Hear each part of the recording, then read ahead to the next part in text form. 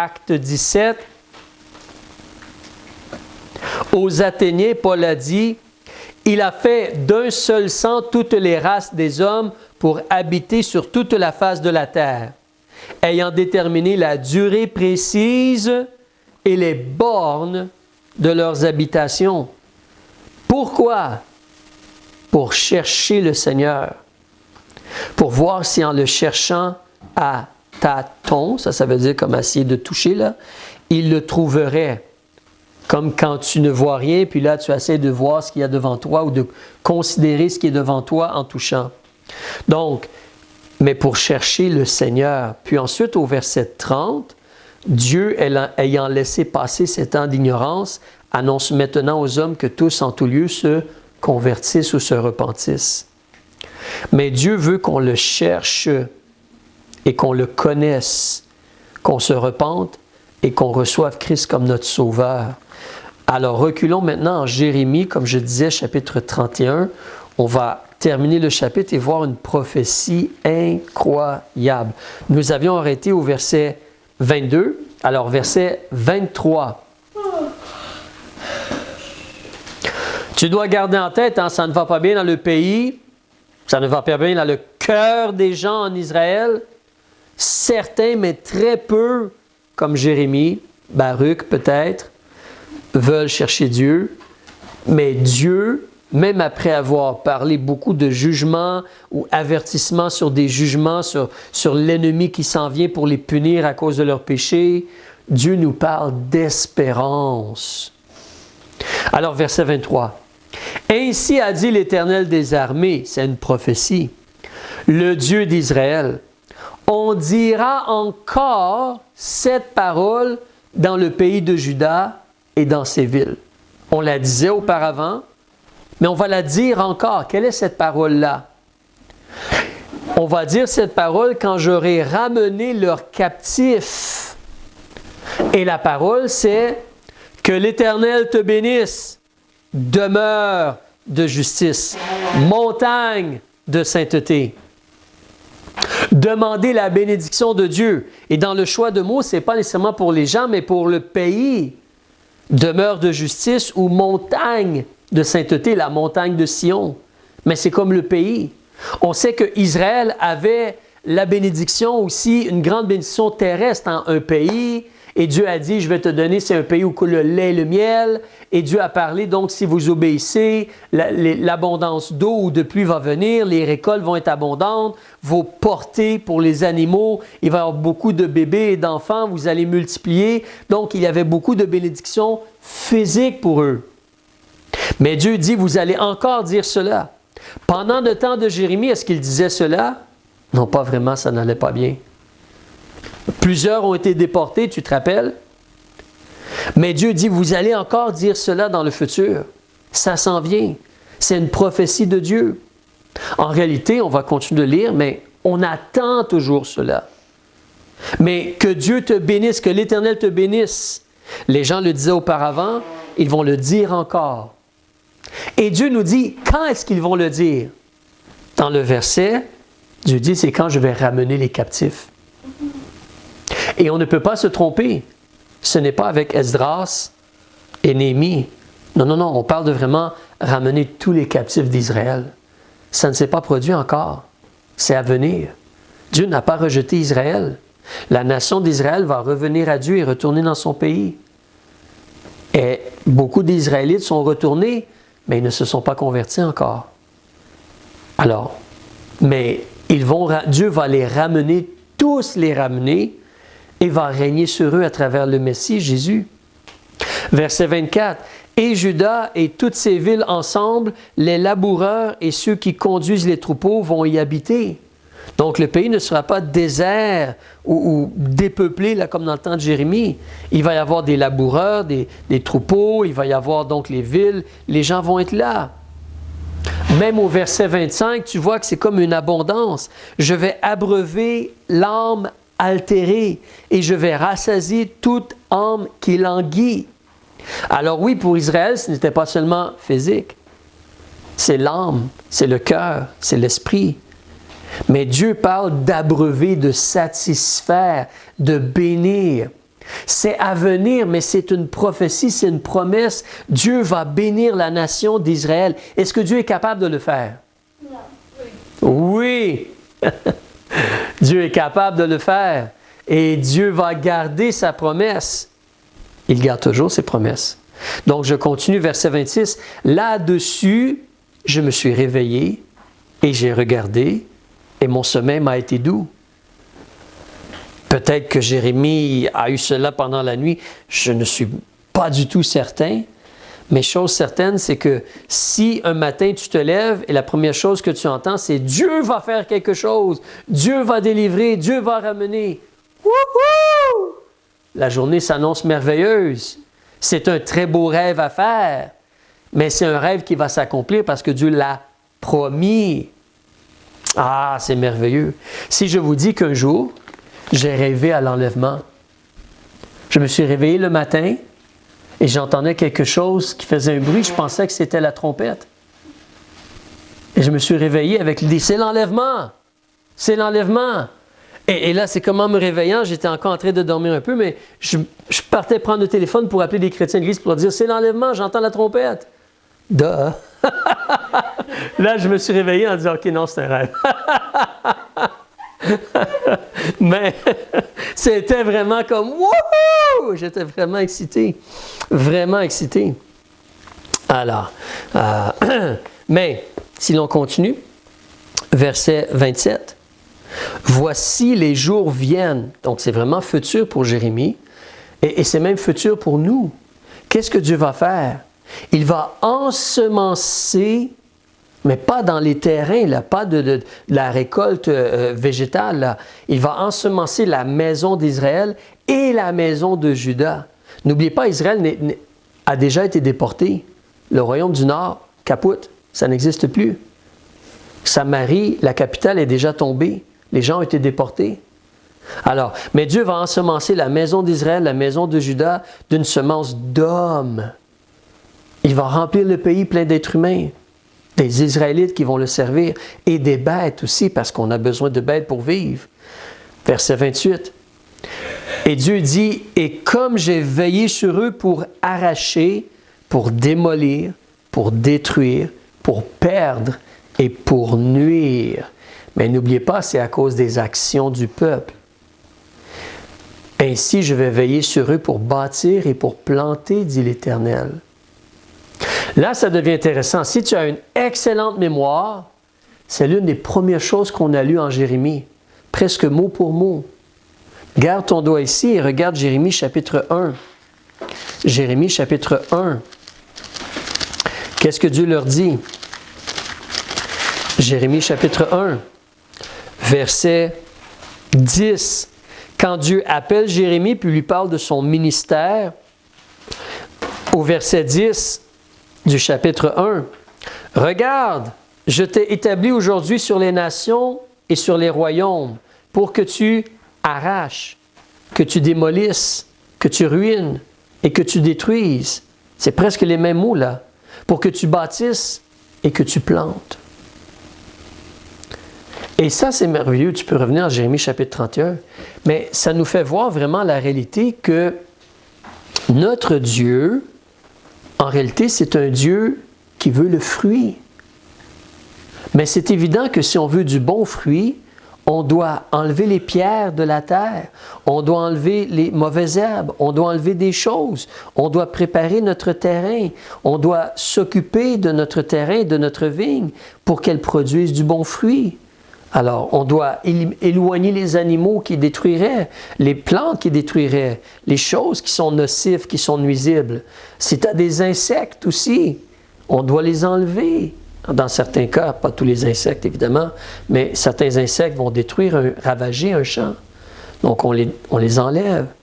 Mais Dieu, il veille, à la fin du verset 28, « Je vais veiller sur eux pour bâtir et pour planter, dit l'Éternel. » Dieu voulait le fruit depuis le début, mais le problème, c'est que Dieu doit punir. Tu te rappelles, c'est comme avec Adam.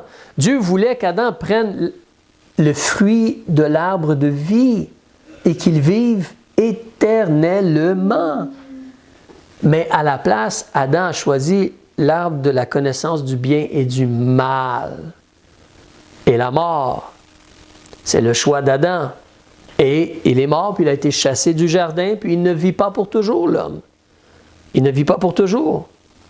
Donc, verset 29, « En ces jours-là, c'est à venir. » Puis là, Dieu va parler d'illustration. En ces jours-là, on ne dira plus « Les pères, les papas ont mangé des raisins verts et les dents des enfants en sont agacées. » Je continue. « Mais chacun mourra pour son iniquité. Tout homme qui va manger des raisins verts, ses dents à lui vont en être agacées. » Qu'est-ce que cela veut dire?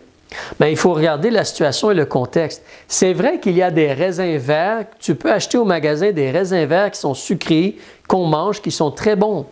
Mais il y a différents genres de raisins qui existent. Et quand on considère, comme ici en Israël, il faut considérer que les raisins qui sont sur la vigne, en réalité, au début, ils sont comme verts, puis là, ils vont changer de couleur, puis devenir comme rouges. J'ai trouvé ceci sur l'Internet. On appelle ça la véraison. Un seul mot. Véraison. C'est le moment de l'année où le grain de raisin gonfle, il commence à grossir comme un arbre, comme une pomme sur un pommier. Le raisin gonfle et il va changer de couleur. Il passe de vert à comme rouge vif pour les raisins qui sont comme cela. Donc, quand Dieu dit ici que tu manges des raisins verts puis tes dents sont agacées, dérangées, imagine si le verre n'a pas encore mûri. Imagine si le raisin n'a pas encore mûri, le raisin vert. Si tu en manges, ça va être peut-être comme surette, amer, pas tellement bon. C'était pas le temps d'en manger. Il n'est pas prêt, ce fruit-là. Alors, c'est l'idée justement que si tu prends quelque chose qui n'est pas prêt, bien, tu vas, le goût va rester dans ta bouche pendant un certain temps. Yeah, c'était pas bon ça. Et tout. Non, le fruit n'est pas bon. Attendons, papa, attendons. Et là, c'est l'idée justement que si les papas font quelque chose, bien, les enfants ont des conséquences. Mais comme Dieu dit, là, ça va être quelque chose où si quelqu'un agit, il va récolter.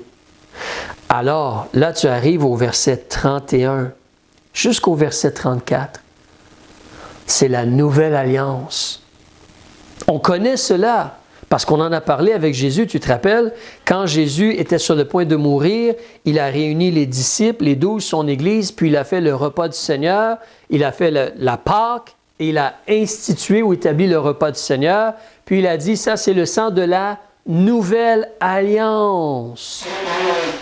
Mais ça vient de Jérémie ici, parce qu'en réalité, Dieu, quand Israël est sorti de l'Égypte, on a pris des animaux, on a tué des animaux, on a versé le sang, et comme le sang a été versé, il y a eu une alliance. Et Dieu s'est engagé à être le Dieu d'Israël, Israël s'est engagé à être le peuple de Dieu. Mais est-ce que le peuple de Dieu a été fidèle? Mais non, là, ils vont être déportés. Donc, c'est là que Dieu dit, OK, je fais une nouvelle alliance maintenant. Et elle va être différente. La première alliance, il y avait beaucoup de bénédictions terrestres. Mais pas la deuxième. Ça va être différent.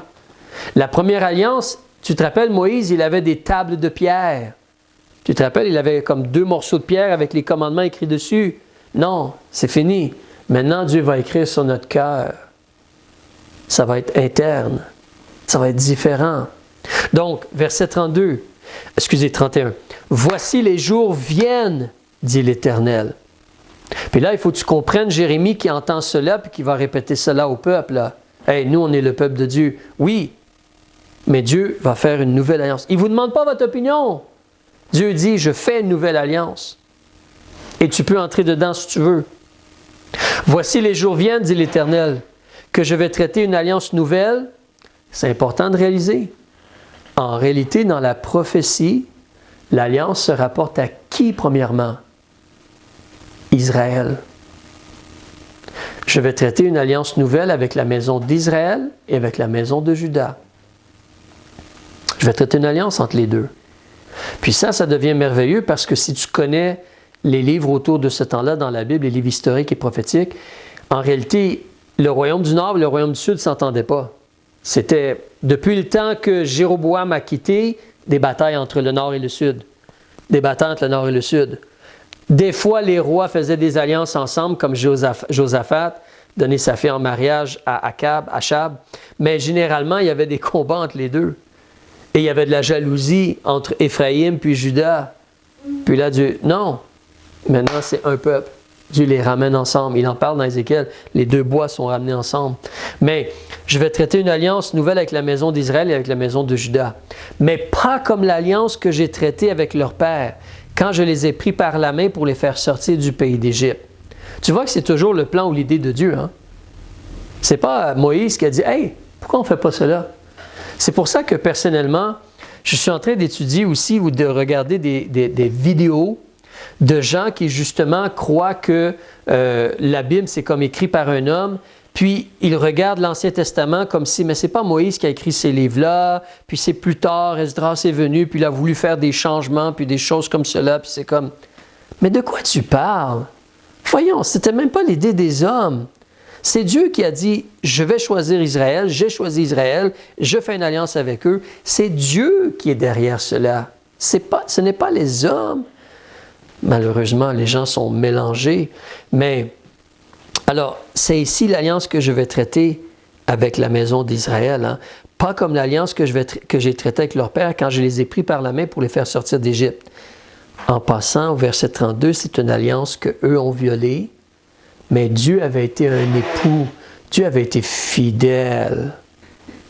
Dieu avait été fidèle. C'est pas Dieu qui a manqué. C'est l'être humain qui manque. C'est ça que toi et moi, là, on doit regarder. La réalité, c'est que Dieu va être fidèle dans ta vie. Toi, est-ce que tu vas être fidèle? Ça, c'est la grosse question. Combien fidèle tu vas être à Dieu? Parce que Dieu, lui, va être fidèle à 100%. Mais toi, es-tu fidèle à Dieu? Il y a des conséquences sinon. Ici, Dieu, on recommence. Et le peuple a été déporté. Donc, verset 33, il explique l'alliance. C'est ici l'alliance que je vais traiter avec la maison d'Israël après ces jours-là, dit l'Éternel. Je vais mettre mes lois au-dedans d'eux, pas sur une table de pierre gravée là. Tu te rappelles Moïse quand il descend là, des nuages, là, puis il y a deux grosses tables de pierre, puis qu'est-ce qu'il a fait avec la première, les deux premières, qu'est-ce qu'il a fait avec? Tu te rappelles? Qu'est-ce qu'il a fait? Il les a cassées par terre parce qu'il a vu le veau d'or. Et Dieu a dit, tu reviens, puis on va en faire deux autres. Donc, mais non, ça ne sera pas des tables de pierre. Ça va être dans notre cœur. Notre cœur, à l'intérieur. Alors là, tu ne peux pas dire, j'ai oublié les tables à la maison, j'ai oublié les roches à la maison, je ne sais pas. Non, non, c'est dans ton cœur maintenant. Parce que l'Esprit de Dieu vient habiter en toi. Donc, je vais mettre ma loi au-dedans d'eux et je vais l'écrire dans leur cœur. Et je vais être leur Dieu et ils seront mon peuple.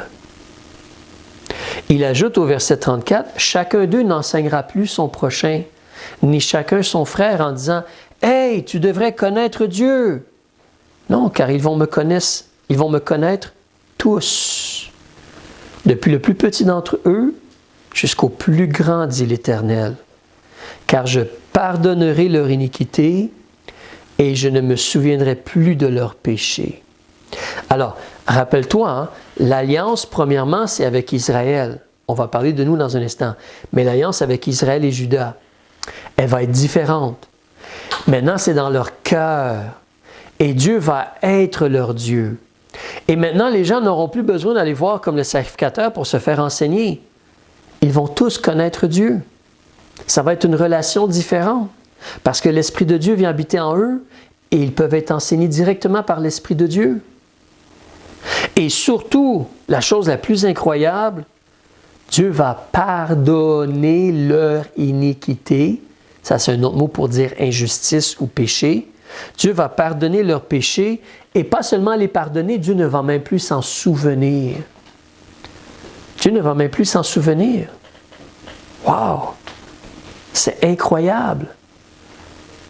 Dieu va te pardonner puis ne plus se rappeler le mal que tu as fait. C'est incroyable ce que Dieu propose. C'est une nouvelle alliance.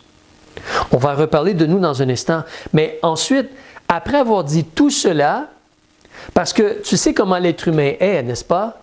On entend quelque chose, puis qu'est-ce qu'on dit? Je te crois pas.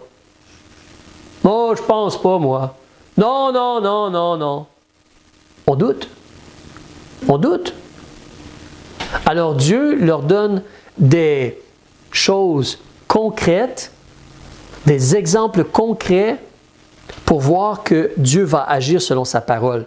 Parce que quand Dieu parle à Jérémie ici, comment ça va dans le pays? Le pays est en train de tomber en ruine. Le pays est en train de tomber en ruine. Les gens ne veulent pas servir Dieu. Les gens ont été déportés. Le roi, il n'est pas fidèle à Dieu. Puis Dieu dit, je vais faire quelque chose. Et ça va être grand.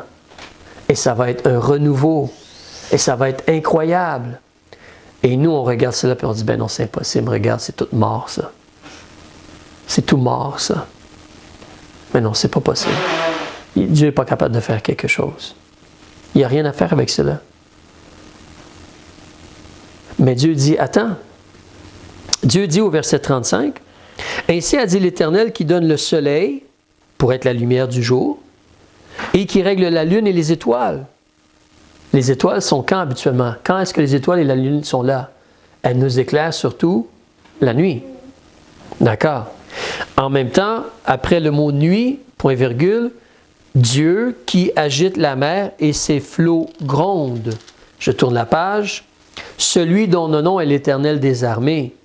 Et là, Dieu nous dit, c'est comme si Dieu a dit, regarde la lune, regarde le soleil là, regarde la lune et les étoiles là, verset 36. Si ces lois-là viennent à cesser devant moi, dit l'Éternel, la race d'Israël aussi va cesser d'être une nation devant moi pour toujours. Comprends ce que Dieu est en train de dire? Ce matin, quand tu t'es levé, est-ce que tu t'inquiétais? Est-ce que le soleil va se lever aujourd'hui? Est-ce qu'on va avoir de la lumière aujourd'hui? Est-ce que tu t'inquiétais de cela?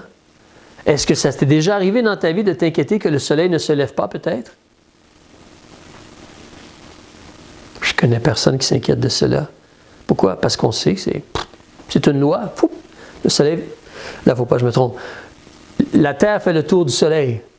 C'est bien ça là. La Terre fait le tour du soleil. Alors, la Terre tourne sur elle-même, mais elle fait le tour du soleil. Et donc, à cause de cela, on voit le soleil, puis après ça, on le voit moins. Bon, je ne vais pas aller plus en géographie ou en sciences, mais la réalité, c'est que ça, c'est une loi. On voit le soleil, entre parenthèses, se lever, et on voit le soleil se coucher. Et tous les jours, on voit cela. Et des fois, il y a des nuages, mais c'est toujours le même genre de choses. Et il n'y a personne qui... vous ne regardez pas, disons, sur les choses de météo. Demain, il va mouiller, demain, il va faire telle chose. Demain, on n'est pas sûr si le soleil va se lever. On ne voit pas, il n'en parle pas de cela. Ça se fait toujours. Et Dieu dit, de la même façon, là, ces lois-là, le soleil, la lune, les étoiles qui se lèvent, qui sont là, de la même façon, la race d'Israël ne va pas cesser d'être une race ou une nation, excuse-moi, devant moi pour toujours. Ça, c'est important à réaliser parce que de nos jours, il y a des gens qui, des fois, sont nés de nouveau, qui enseignent un enseignement erroné comme quoi Israël n'existe plus. Et l'Église ou les Églises ont remplacé Israël. C'est complètement faux. Dieu a dit clairement qu'Israël va toujours exister. Les Églises, ce sont des gentils. Mais la race d'Israël, c'est-à-dire les descendants physiques d'Israël, Isaac, Abraham, les descendants physiques d'Israël vont toujours exister et vont toujours être une nation.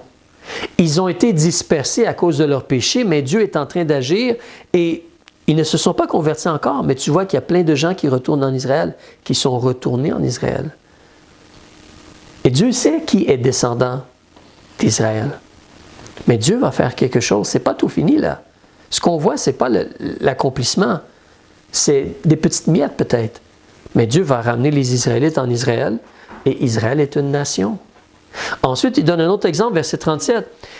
Si les cieux en haut peuvent être mesurés, OK, qui est capable de prendre un ruban mesuré et mesurer le ciel? Es-tu capable de faire cela? Qui est capable de prendre un cordeau et mesurer les cieux? Même la profondeur des cieux. Nous, on est même rendu au point où les astronautes vont dans l'espace, puis on voit que c'est comme infini, presque. Et même avec les télescopes, maintenant, on parle de milliards d'années-lumière, on parle de distance, puis c'est incroyable. Et ce n'est pas mon domaine d'expertise, mais tu ne peux pas mesurer les cieux. tu ne peux pas faire cela. Alors, si les cieux en haut peuvent être mesurés, ou les fondements de la terre peuvent être sondés, est-ce que c'est possible pour nous d'aller voir les fondements de la terre? Non, on n'est pas capable. Mais si on serait capable de faire cela, donc, moi, je vais rejeter la race d'Israël. Donc, tu vois, ceux qui disent Dieu a rejeté Israël sont en train de dire que Dieu est menteur. C'est pas bon, ça. Dieu a permis Israël à tomber dans l'endurcissement et est éloigné de Dieu. Romains chapitre 11 nous en parle, mais c'est pour un temps. Oui, c'est long, ça fait presque 2000 ans, mais ils ont rejeté le Messie et là, ils sont dans le péché. Mais Dieu ne va pas rejeter la race d'Israël, même à cause de tout ce qu'ils ont fait, dit l'Éternel, verset 37. Et là, au verset 38, Dieu dit encore, « Voici les jours viennent, dit l'Éternel, la ville de Jérusalem. » Regardez le choix de mots. « Les jours viennent, dit l'Éternel, où la ville sera rebâtie. » Là, certains gens qui ne croient pas que la parole de Dieu, que la Bible vient de Dieu, vont dire, « Ah, ça a été écrit après. » Ça a été écrit après Jérémie. Bon, la ville avait été détruite, puis quelqu'un a dit que la ville va être rebâtie. C'est pas une prophétie, ça n'annonce pas le futur.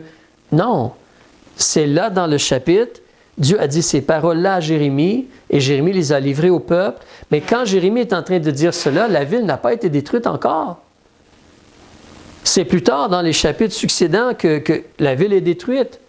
Quand Nebuchadnezzar vient, puis il détruit avec Sédécias qui est transporté, la ville n'a même pas été détruite. Elle n'est pas en bon état, la ville. Mais elle n'est pas détruite. Mais Dieu les avertit tout de suite. La ville va être rebâtie. Hein? Mais elle est encore là, la ville? Non, je vais la rebâtir. Il y a un jugement, mais Dieu, c'est un Dieu de vie et un Dieu de fruits. Donc, la ville va être rebâtie, et là, il te donne des dimensions. Là, il faut considérer, c'est un peu difficile d'avoir tous les détails, parce que c'était dans ce temps-là, mais calcule un peu comme Montréal, c'est différent, c'est une île. Mais imagine comme, même Saint-Jean-sur-Richelieu, c'est un peu différent parce que tu as la rivière Richelieu à côté. Mais imagine une ville comme Toronto qui n'a pas beaucoup de fleuves d'eau autour ou quoi que ce soit. Alors, la ville a une certaine espace, dimension, ça c'est la ville. Puis là, tu peux avoir des banlieues autour. Mais il te dit, la ville de Jérusalem va être bâtie à partir de la tour de Hananéel jusqu'à la porte du coin, parce qu'il y a des murailles, hein, donc les portes de la muraille. Et là, les gens nous disent donc que ça serait peut-être comme vers le nord, techniquement. Donc peut-être qu'on va agrandir même, mais on va rebâtir vers le nord. Verset 39. De là, le cordeau à mesurer sera tiré droit sur la colline de Gareb, puis tournera vers Goath. Les gens ne sont pas certains ce que ces endroits-là sont, mais certains parlent de peut-être l'ouest ou peut-être le nord encore. Donc, encore là, la ville s'agrandit ou est reconstruite dans cette direction-là, comme dans toutes les directions, nord, sud, est, ouest. Verset 40. Toute la vallée des cadavres et de la cendre, et tous les champs, jusqu'au torrent du Cédron, jusqu'au coin de la porte des chevaux vers l'Orient, ça c'est l'Est. Tout cela va être maintenant un lieu saint à l'Éternel. C'est pas comme cela présentement à Jérusalem, hein? Ça va vraiment pas bien à Jérusalem, et les gens n'obéissent pas à Dieu, puis même dans le temple, il y avait des idoles à un moment donné, mais ça va être maintenant un lieu saint à l'Éternel. Parce qu'en réalité, tout cela va s'accomplir quand Jésus va revenir régner. Ce qu'on appelle le millénium. Après l'enlèvement, on part, on s'en va au ciel, Dieu agit, Dieu permet que l'Antichrist vienne, il persécute Israël, Israël finalement se tourne vers Dieu. La force du peuple d'Israël, il tombe à genoux, il crie à Dieu, ils se convertissent à la fin de la période de 7 ans, et donc 2/3 sont convertis, et Jésus revient et établit son règne à partir de Jérusalem, et les apôtres vont régner sur les 12 tribus d'Israël. 12 tribus, littéralement. Et Israël est béni et dans l'abondance et est élevé au-dessus de toutes les autres nations, comme étant le peuple de Dieu. Maintenant, ils vivent pour le Seigneur. Et ils ont des enfants, leurs enfants doivent se convertir. Mais eux, ils sont sauvés, ils entrent dans le millénium avec des corps physiques et il va y avoir une abondance et il va y avoir cette nouvelle alliance et ces bénédictions-là et tout cela. Alors, comme je dis, Jérémie, lui, il entend cela, puis il va probablement partager cela avec les gens. Nous, on le lit. Mais peux-tu imaginer les gens dans le temps de Jésus, dans le temps de Jérémie, quand ils ont entendu cela? Ah, toi, Jérémie, tu es un rêveur. Ou ah, toi, Jérémie, fous-nous la paix, on veut juste vivre et avoir du pain, ou quoi que ce soit. Mais non, Dieu veut la vie et le fruit et la bénédiction de son peuple. Et Dieu leur dit ce qui va se produire. Et Dieu leur parle pour des générations à venir. En réalité, pour nous, ce n'est même pas accompli encore ces choses-là, c'est à venir. C'est une prophétie qui est comme en attente dans le calendrier de Dieu. On attend que ça s'accomplisse. Ça va s'accomplir quand Jésus va revenir régner sur la terre pour le règne de 1000 ans. Alors, mais Israël a tout cela. Là, on veut terminer juste en regardant un peu comme nous. Parce que tu te rappelles, ça dit que ça, cette nouvelle alliance-là, c'est pour qui? C'est pour Israël et pour Juda. Moi, je n'ai pas de raison de croire que je suis dans la lignée d'Israël. Je connais un peu ma lignée, un petit peu, pas parfaitement, mais je n'ai pas de raison de croire que j'ai du sang israélite en moi. Peut-être toi, je ne sais pas. Mais si on n'est pas israélite, c'est là qu'on veut considérer justement qu'en réalité, cette nouvelle alliance-là, elle est offerte à tous, pas seulement Israël et Juda, parce que l'Évangile a été prêché à toutes les nations, puisqu'Israël est tombé dans comme l'étourdissement ou comme dans le péché. Alors, maintenant, la lumière va vers toutes les nations. Alors, c'est similaire pour toi et moi. On peut, nous aussi, avoir le pardon de nos péchés et que Dieu oublie nos péchés. On peut entrer dans la nouvelle alliance. Et n'oublie pas, c'est différent. Nos bénédictions, premièrement, sont spirituelles. Et le Saint-Esprit, c'est ça l'idée que la parole de Dieu est maintenant dans nos cœurs et on peut vraiment connaître Dieu parce que l'Esprit de Dieu est venu habiter en nous. Ou quand tu vas demander à Jésus d'être ton sauveur, l'Esprit de Dieu vient habiter en toi. Et l'Esprit de Dieu va t'aider à comprendre la parole de Dieu. Dieu a donné aussi des pasteurs pour enseigner.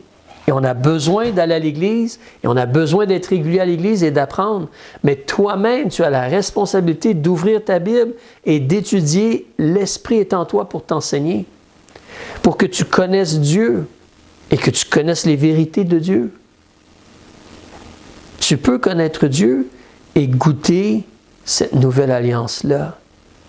Vraiment nos péchés pardonnés et oubliés. Dieu a gardé ses promesses envers Israël. Dieu va garder ses promesses envers Israël comme son peuple et Jérusalem comme sa ville. Et en attendant, ce qui se passe, c'est que c'est nous qui goûtons les bénédictions parce qu'Israël a dit non. Israël a choisi de ne pas croire au Messie. Alors, mais nous pouvons croire, nous avons cru, les gens peuvent croire, les gens peuvent se convertir. Alors c'est là que nous, on doit être plein d'espérance, on doit réaliser la prophétie de Dieu, l'offre de Dieu. Nous, on dit aux gens, Jésus est mort pour tes péchés, mais ce qu'on leur offre, c'est la nouvelle alliance. C'est le pardon de leurs péchés. Et c'est l'Esprit qui vient habiter en eux pour une vie nouvelle. C'est ce qu'on leur offre. Les mots sont un peu différents, mais les vérités sont similaires. C'est ce qu'on offre aux gens. C'est triste de voir quand quelqu'un dit non merci. Il passe à côté de la vie. Il passe à côté du fruit, malheureusement. Mais le message est donné, le message doit être donné. L'espérance, elle est là. Le Dieu qu'on a, c'est un Dieu de vie. Cette prophétie-ci, elle est incroyable. C'est là que toi et moi, on reçoit Jésus et on goûte cette nouvelle vie et qu'on essaie de la partager aux gens autour de nous dans les simples vérités de cela. On essaie de les partager. Mais place-toi un peu dans les souliers de Jérémie quand il a entendu cela de la part de Dieu. Après 20 quelques années de ministère où les gens ne veulent rien savoir, puis Dieu annonce le jugement, Dieu dit, en passant, je vais reprendre Israël, puis on va faire une nouvelle alliance. Puis Israël va être béni. Ah oui? Wow, Seigneur! Oui. Pour toi, Jérémie, présentement, tu as cela. Mais ce que Dieu veut, c'est la vie. C'est le fruit. C'est le pardon et même oublier nos péchés. Oublier. C'est là que toi et moi aussi, on ne doit pas laisser le diable comme nous influencer ou nous mélanger ou nous déranger ou nous rappeler les mauvaises choses qu'on a faites. Dans la réalité que si on a confessé nos péchés à Jésus, c'est pardonné et selon sa promesse, c'est oublier. Oublier. Wow! Alléluia! Peut-être la liste de tes péchés n'est pas grande, mais quand tu as vécu une vie sans Dieu, la liste de tes péchés peut être grande. Et le poids, ton âme qui a une conscience devant Dieu, wow! J'ai fait toutes ces mauvaises choses-là. Mais Dieu pardonne. Dieu, il pardonne. Alléluia! On va arrêter ici. Père, on veut te remercier pour cette prophétie.